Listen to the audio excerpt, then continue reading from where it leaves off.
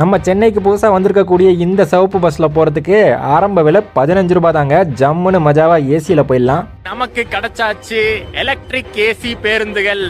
சென்னை சிட்டிக்குள்ள ஏசி பஸ்னாலே இது வரைக்கும் இந்த மாதிரி பேருந்துகளை தான் நம்ம பார்த்துருப்போம். பட் இனிமே வரப்போகிற பஸ்ஸஸ் இந்த மாதிரி தகன்னு மின்னுற சிவப்பு எலக்ட்ரிக் பஸ்ஸுங்க. இதுக்கு முன்னாடி நான் ஏசி எலக்ட்ரிக் பஸ்ஸஸ் விட்டுருந்தாங்க. இப்போ புதுசாக 55 புது ஏசி பஸ்ஸஸை தொடங்கி வச்சாங்க. அந்த பஸ்ஸஸ்லாம் பார்க்கவே சூப்பராக இருந்துச்சுங்க. நல்ல கலரில் ரெட் கலரில் பளிச்சுன்னு கொடுத்துருந்தாங்க. ஸோ ரோட்டில் பார்க்கறதுக்கே ஜம்முன்னு தெரியும். உள்ள இன்டீரியர்ஸில் ஏசி கூலிங்லாம் சூப்பராக இருந்துச்சு.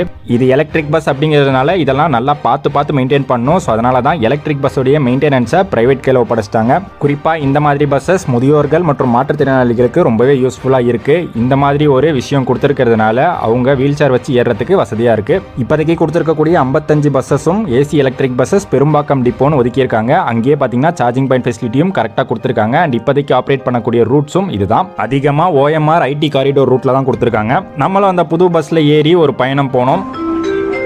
ஆன்லைன் முறையிலேயே டிக்கெட் வாங்கியாச்சு. டிக்கெட் ரேட்டை பொறுத்த வரைக்கும் இது வரைக்கும் இருந்த ஏசி பயண ஃபேர் தான். ஆரம்ப விலை 15 ரூபாயிலிருந்து சார்ஜ் பண்ணுறாங்க.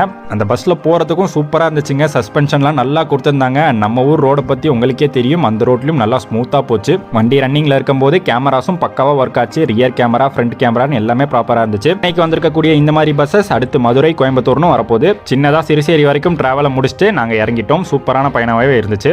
இந்த மாதிரி பஸ்ஸஸ் சென்னை சிட்டி ரோட்ஸ்க்கு எப்படி இருக்க போகுது, இந்த மாதிரி பஸ்ஸஸ் எந்த அளவுக்கு டெவலப்மெண்ட் ஆக போகுது அப்படிங்கிறத கமெண்ட்ஸில் சொல்லுங்கள்.